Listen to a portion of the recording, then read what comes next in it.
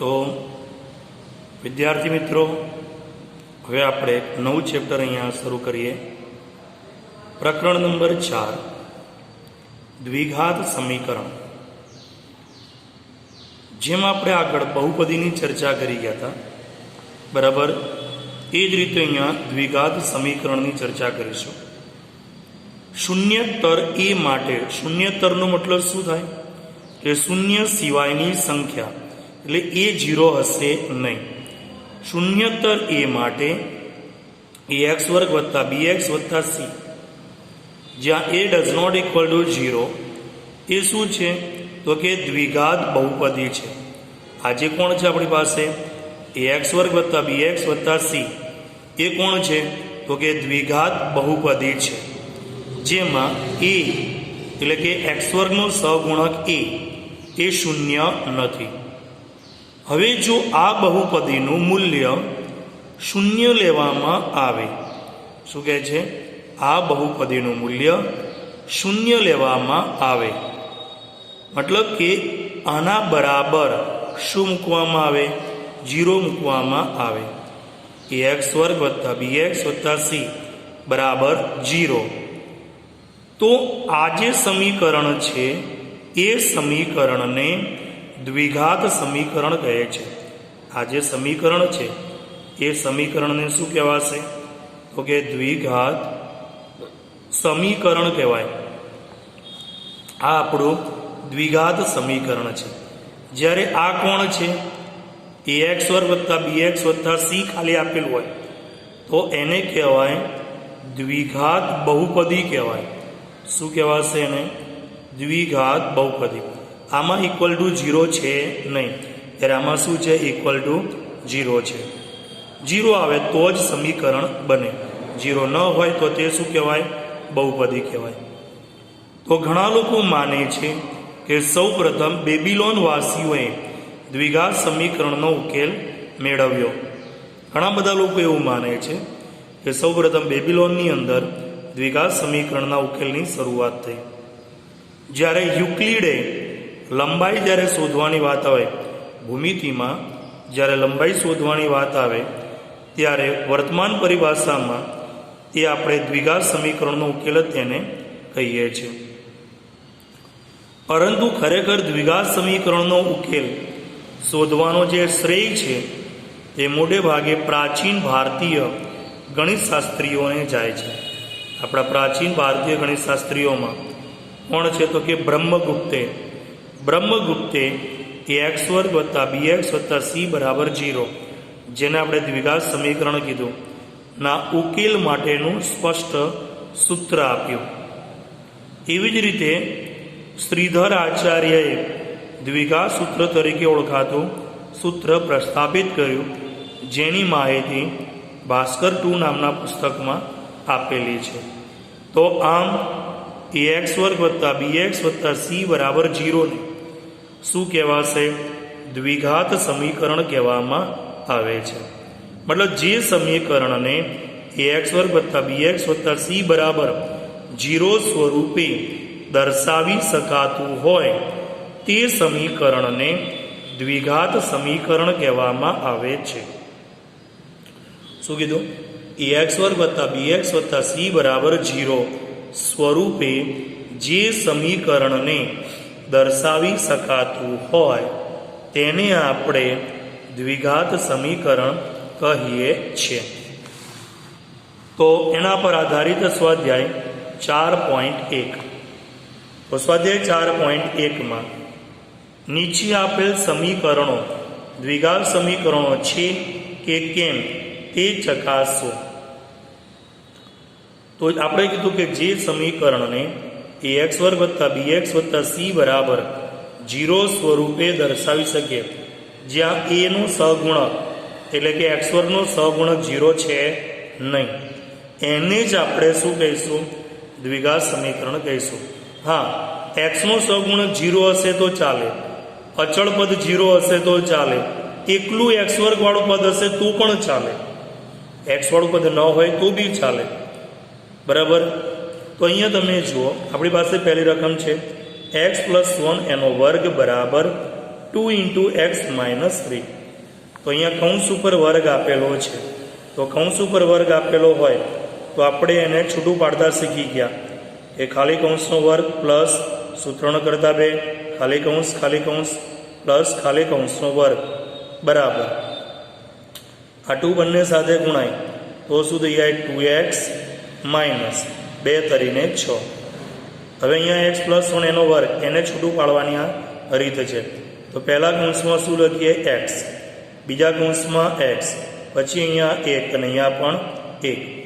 એટલે આ છૂટું પાડો તો શું લખાય અહીંયા તો કે આપણી પાસે x વર્ગ વત્તા 2 કા 2 એટલે 2x વત્તા 1 નો વર્ગ 1 બરાબર અહીંયા કેટલા 2x માઇનસ 6.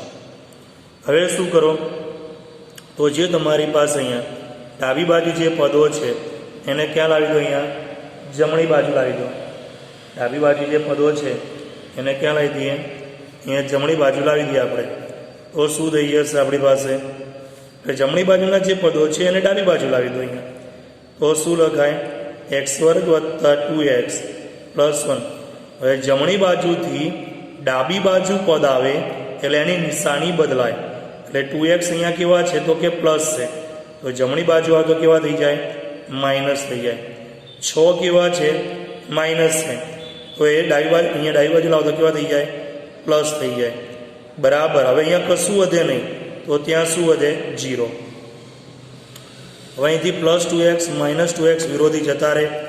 તો હવે આપણી પાસે અહીંયા વધ્યું શું તો કે x વર્ગ વત્તા 1 વત્તા 6 એટલે વત્તા 7 બરાબર શું છે અહીંયા 0. તો અહીંયા તમારી પાસે શું આવ્યું x વર્ગ વત્તા 7 આવ્યું, મતલબ કે દ્વિઘાત સમીકરણ છે. એને આપણે દ્વિઘાત સમીકરણના સ્વરૂપે દર્શાવીએ તો શું લખાય પહેલું x વર્ગ. હવે આમાં x વાળું પદ નથી તો એની આગળ 0 લખી નાખો એટલે 0x વત્તા કેટલા અહીંયા 7 બરાબર કેટલા 0. તો મતલબ શું થયું અહીંયા લખાય કે દ્વિઘાત સમીકરણ છે. શું છે અહીંયા દ્વિઘાત સમીકરણ છે. એવી જ રીતે બીજો પ્રશ્ન છે આપણી પાસે. શું આપ્યું છે અહીંયા તો કે x વર્ગ માઇનસ 2x બરાબર. હવે આ જે માઇનસ 2 છે એ બંને સાથે અંદર ગુણાય તો માઇનસ 2 3 સાથે ગુણાય તો શું થાય 2 તરીને 6. માઇનસ ગુણ્યા માઇનસ એટલે શું થાય પ્લસ 2 ગુણ્યા x એટલે અહીંયા શું લખાય 2x બરાબર. હવે અહીંથી જમણી બાજુથી ડાબી બાજુ લાવો એટલે નિશાની શું થશે બદલાશે. તો x વર્ગ ઓછા 2x માઇનસ 6 છે એ ડાબી બાજુ આવે એટલે કેવા થઈ જાય પ્લસ 6. પ્લસ 2x છે એ ડાબી બાજુ લાવો એટલે કેવા થઈ જાય માઇનસ 2x અને પછી બરાબરની નિશાની અને ત્યાં શું વધ્યું 0. હવે અહીંયા તમે જુઓ કે આ x વર્ગ એ તો એમના એમ માઇનસ 2x બંને સજાતીય પદો થયા. બંને કેવા પદો થયા અહીંયા સજાતીય પદો થયા. તો એ બંને સજાતીય પદોના શું કરવાનું આપણે સરવાળા કરીએ તો શું થાય તો કે માઇનસ માઇનસ પ્લસ એટલે કે માઇનસ 2x એટલે 4x અને પ્લસ 6 બરાબર શું થયું 0. તો મતલબ શું થઈ ગયું આ કે દ્વિઘાત સમીકરણ છે. હવે જો તમને એમ પૂછ્યું હોય કે અહીંયા ABC લખો તો ABC એટલે શું તો તમે આને સરખાઈ દો. અહીંયા ax વર્ગ વત્તા bx વત્તા c બરાબર 0 સાથે સરખાવતા તો શું થઈ જાય તમારી પાસે અહીંયા તો કે આપણી પાસે a બરાબર કેટલા થાય તો a એટલે x વર્ગનો સહગુણક કેટલો 1, b બરાબર કેટલા થાય તો કે x નો સહગુણક કેટલો છે -4 અને c બરાબર કેટલા થાય 6. એવી રીતે અહીંયા પણ કરી શકો તમે x વર્ગ પ્લસ 0x પ્લસ 7 છે કે નહીં તો એમાં પણ આપણે અહીંયા લખી શકીએ કે ax વર્ગ વત્તા bx વત્તા c બરાબર 0 સાથે સરખાવતા તો એની સાથે આપણે અહીંયા સરખાઈએ તો આપણને a બરાબર શું મળે x વર્ગનો સહગુણક 1. હવે અહીંયા b તો b બરાબર x નો સહગુણક કયો છે તો કે 0 અને સી બરાબર કેટલા છે અહીંયા 7. આ રીતે પણ આપણને પ્રશ્ન પૂછી શકે. ઓકે, હવે આગળ છે એના પછીનો એક ત્રીજો પ્રશ્ન છે. જુઓ શું આપ્યું છે, x-2 કૌંસમાં x+1 મતલબ x-2 અને x+1 વચ્ચે કોઈ નિશાની નથી એટલે ગુણાકાર કહેવાય. એટલે બે કૌંસનો ગુણાકાર કરવાનો. એવી રીતે આ બાજુ પણ તમારે શું કરવાનું છે, બે કૌંસનો ગુણાકાર કરવાનો. તો બે કૌંસનો ગુણાકાર આપણે શીખીને આવ્યા. શું કરતા હતા, બે કૌંસનો ગુણાકાર કરવો હોય તો કોઈ પણ એક કૌંસ આપણે બે વખત લખતા, x+1 અને x+1. પછી તો x+1 ને પહેલાં આપીએ x અને x+1 ને આપીએ -2 બરાબર. એવી રીતે અહીંયા પણ x+3 કેટલી વખત લખતા આપણે, તો કે બે વખત લખતા. અહીંયા પહેલા કૌંસને અહીંયા આનો સહગુણક આપીએ કોણ, x, બીજા કૌંસને આપીએ -1. આ રીતે આપણે બે કૌંસનો ગુણાકાર કરતા. હવે આ જે x છે એ બંને સાથે ગુણાઈ જાય તો શું થાય, અહીંયા x સાથે ગુણાય તો x² વત્તા x એક સાથે ગુણાય તો 1x, -2x સાથે ગુણાય તો -2x, માઇનસ ગુણ્યા પ્લસ એટલે -2 બરાબર. x ને x ની સાથે ગુણો તો x², x ને 3 સાથે ગુણો તો +3x, -1 ને x સાથે ગુણો તો -1x, -1 ને 3 સાથે ગુણો તો -3 થઈ જાય. હવે શું કરીએ તો કે જે જમણી બાજુના પદો છે, પહેલાં તો સજાતીય પદ ડાબી બાજુ અને જમણી બાજુ સજાતીય પદોના સરવાળા બાદબાકી કરો. તો અહીંયા શું લખાશે વિચારીએ તો કે x² વત્તા 1x ઓછા 2x એટલે એકમાંથી બે જાય તો -1x અને -2. એવી જ રીતે અહીંયા x² 3x માંથી 1x જાય તો +2x -3. ડાબી બાજુથી પદને જમણી બાજુ લાવીએ તો શું થશે અહીંયા તો કે x² -1x -2.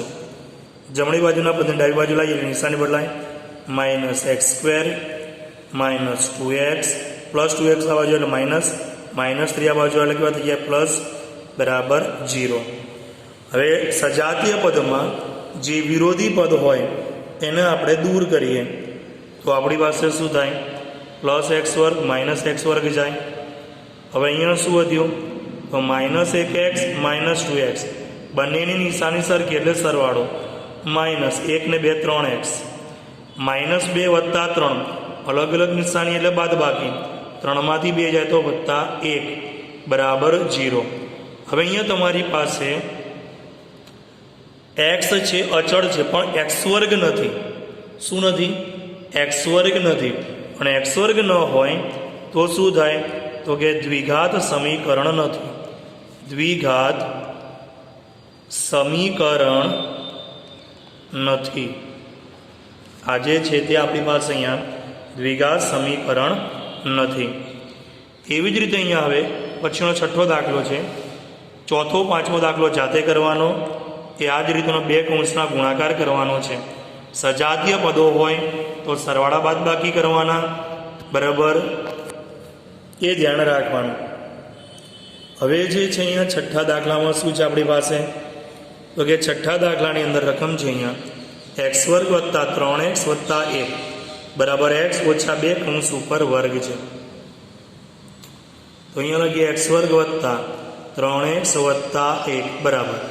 અહીંયા કૌંસ ઉપર વર્ગ એટલે આપણે શું કરતા, ખાલી કૌંસનો વર્ગ, માઇનસ હોય તો માઇનસ, સૂત્રનો કરતા 2 પહેલો કૌંસ બીજો કૌંસ વત્તા છેલ્લા કૌંસનો વર્ગ. તો પહેલા કૌંસમાં x પાછો x અહીંયા 2 અને અહીંયા પણ 2. આને આપણે છૂટું પાડીએ અહીંયા તો શું થાય તો કે x² વત્તા 3x વત્તા 1 બરાબર શું લખાશે અહીંયા તો કે x² માઇનસ 2 ગુણ્યા 2 2 દૂને 4x વત્તા 2 નો વર્ગ તો અહીંયા કેટલો થાય 4. હવે અહીંયા જમણી બાજુથી ડાબી બાજુ લાવીએ તો નિશાની બદલાય. તો x² વત્તા 3x વત્તા 1 બરાબર minus x² -4x plus 4x થઈ જાય +4 આ બાજુ આવે એટલે -4 બરાબર 0. -x² + x² દૂર થઈ જાય તો આપણી પાસે શું થાય? 3x + 4x. તો 3 ને 4 કેટલા થાય? 7x. 1 માંથી 4 જાય તો -3 બરાબર કેટલા? 0. તો આમાં પણ આપણી પાસે x² વાળું પદ આવ્યું નહીં. અહીંયા x² વાળું પદ નથી અને x² વાળું પદ ન હોય તો એનો મતલબ શું થયો કે દ્વિઘાત સમીકરણ નથી. દ્વિઘાત સમીકરણ નથી. અહીંયા જે 7મો પ્રશ્ન છે, 7મા પ્રશ્નમાં શું આપ્યું છે? અહીંયા તો કે કૌંસની ઉપર 3 ઘાત આપી છે. x + 2 કૌંસની ઉપર કેટલી ઘાત છે? અહીંયા 3 ઘાત બરાબર 2x x² - 1. હવે કૌંસની ઉપર 3 ઘાત હોય તો આપણે એને કઈ રીતે છૂટું પાડતા યાદ કરો તો ખાલી કૌંસનો ઘન વત્તા ખાલી કૌંસનો ઘન વત્તા અહીંયા પ્લસ હોય તો પ્લસ. શું લખતા યાદ કરીએ? કૌંસ ઉપર ઘન હોય તો આપણે શું લખતા? અહીંયા 3 પહેલો કૌંસ, બીજો કૌંસ અને મોટો કૌંસ બરાબર. આજે 2x બંને સાથે ગુણી જાય તો શું થાય? 2x ની 3 ઘાત માઇનસ 2x. ત્યારે આમાં પણ આવશે x, અહીંયા આવશે 2, અહીંયા આવશે x, અહીંયા આવશે 2. ત્યારે આની અંદર x + 2. આ રીતે એનું શું થઈ ગયું? વિસ્તરણ કરવાનું. તો આપણી પાસે અહીંયા શું લખાય? x ની 3 ઘાત એમના એમ વત્તા 2 ની 3 ઘાત એટલે 2 દુ 4 દુને 8 વત્તા 3 ને ગુણો 3 દુને 6x કૌંસમાં x + 2 બરાબર. અહીંયા કેટલા વધ્યા?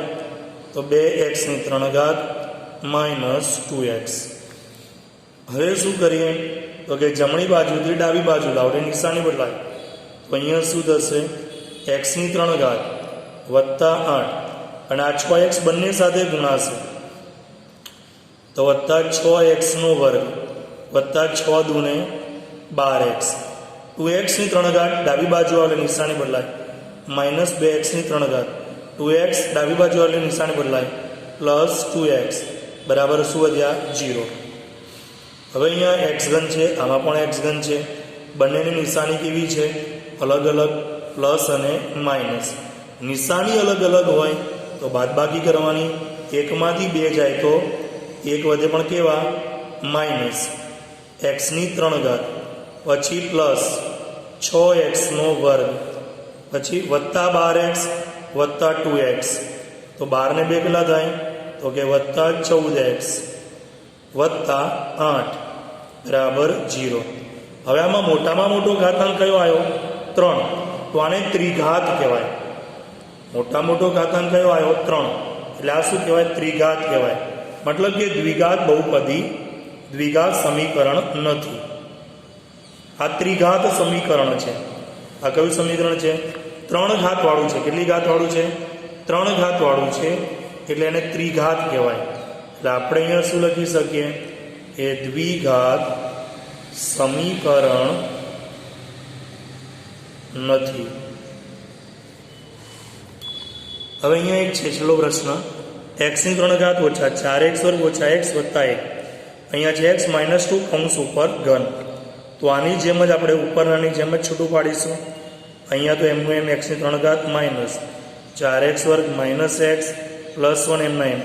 જ્યારે આને છૂટું પાડો તો પહેલાનો ઘન માઇનસ છે તો માઇનસ, બીજાનો ઘન પછી માઇનસ, સૂત્રનો કરતાં 3, પહેલો કૌંસ બીજો કૌંસ મોટો કૌંસ. શું લખીશું એમાં? x અહીંયા 2 x 2 અને x - 2. એટલે આપણી પાસે અહીંયા શું થશે? x ની 3 ઘાત minus 4x² minus x plus 1. હવે અહીંયા કરો તો શું મળે? x ની 3 ઘાત માઇનસ 2 ની 3 ઘાત એટલે 8 માઇનસ 3 દુને 6x ઇન્ટુ કૌંસમાં કેટલા છે? x - 2. 6x બંને સાથે ગુણાશે. બાકી બધા પદ એમના એમ.